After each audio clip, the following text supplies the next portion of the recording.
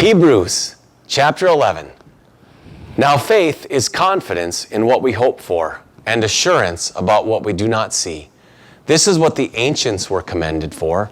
By faith, we understand that the universe was formed at God's command, so that what is seen was not made out of what was visible. By faith, Abel brought God a better offering than Cain did. By faith, he was commended as righteous when God spoke well of his offerings. And by faith, Abel still speaks, even though he is dead. By faith, Enoch was taken from this life so that he did not experience death. He could not be found because God had taken him away. For before he was taken, he was commended as one who pleased God. And without faith, it is impossible to please God, because anyone who comes to him must believe that he exists and that he rewards those who earnestly seek him. By faith, Noah, when warned about things not yet seen, in holy fear built an ark to save his family. By his faith, he condemned the world and became heir of the righteousness that is in keeping with faith. By faith, Abraham, when called to go to a place he would later receive as his inheritance, obeyed and went, even though he did not know where he was going. By faith, he made his home in the promised land like a stranger in a foreign country. He lived in tents, as did Isaac and Jacob, who were heirs with him of the same promise. For he was looking forward to the city with foundations, whose architect and builder is God. And by faith, even Sarah, who was past childbearing age, was enabled to bear children because she considered him faithful who had made the promise.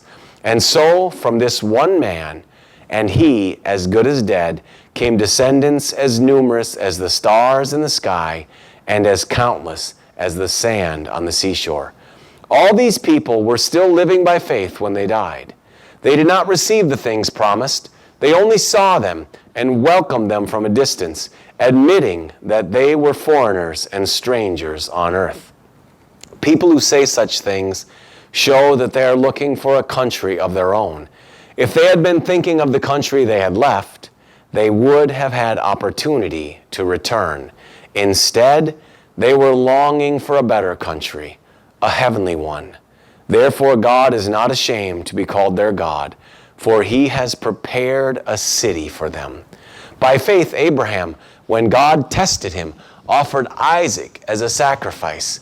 He who had embraced the promise was about to sacrifice his one and only son, even though God had said to him, "It is through Isaac that your offspring will be reckoned." Abraham reasoned that God could even raise the dead, and so in a manner of speaking, he did receive Isaac back from death. By faith, Isaac blessed Jacob and Esau in regard to their future. By faith, Jacob, when he was dying, blessed each of Joseph's sons and worshiped as he leaned on the top of his staff. By faith, Joseph, when his end was near, spoke about the exodus of the Israelites from Egypt and gave instructions concerning the burial of his bones. By faith, Moses' parents hid him for 3 months after he was born because they saw he was no ordinary child, and they were not afraid of the king's edict. By faith, Moses, when he had grown up, refused to be known as the son of Pharaoh's daughter. He chose to be mistreated along with the people of God rather than to enjoy the fleeting pleasures of sin.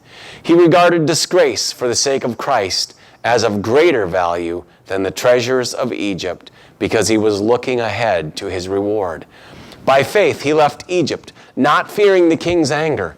He persevered because he saw him who is invisible. By faith, he kept the Passover and the application of blood so that the destroyer of the firstborn would not touch the firstborn of Israel.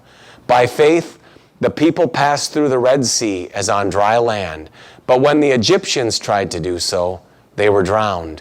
By faith, the walls of Jericho fell after the army had marched around them for 7 days. By faith, the prostitute Rahab, because she welcomed the spies, was not killed with those who were disobedient. And what more shall I say? I do not have time to tell about Gideon, Barak, Samson, and Jephthah, about David and Samuel and the prophets who through faith conquered kingdoms, administered justice, and gained what was promised, who shut the mouths of lions, quenched the fury of the flames, and escaped the edge of the sword, whose weakness was turned to strength, and who became powerful in battle and routed foreign armies. Women received back their dead, raised to life again. There were others who were tortured, refusing to be released so that they might gain an even better resurrection. Some faced jeers and flogging and even chains and imprisonment. They were put to death by stoning. They were sawed in two.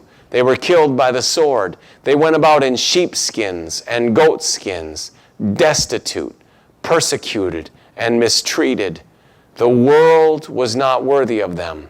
They wandered in deserts and mountains, living in caves and in holes in the ground. These were all commended for their faith. Yet none of them received what had been promised, since God had planned something better for us, so that only together with us would they be made perfect. Join us tomorrow as we are encouraged to run the race.